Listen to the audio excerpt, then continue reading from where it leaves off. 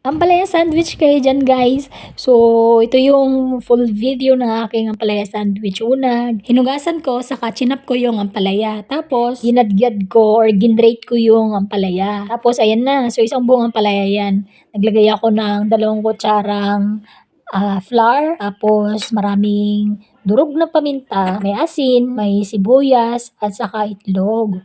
Pagkatapos, saka ko binlend or kinumbine lahat ng mixture hanggang sa maging fully combine na sila. Tapos ayan na, nung na-combine na lahat ng ingredients, saka ko na pinrito, isa-isa lang kasi malit lang yung aking kawali. So, objective ko dyan guys ay maging golden brown yung aking palaya patty. Ayan. So, kailangan ko siyang diin-diinan para ma-flatten. Tapos, ayan na. So, bali, 4 lang na ampalaya patty yung aking naprito guys kasi isang buong ampalaya lang naman yung aking ginrate. Tapos, preparation na. So, wala nga akong burger buns. Supposed to be ampalaya burger.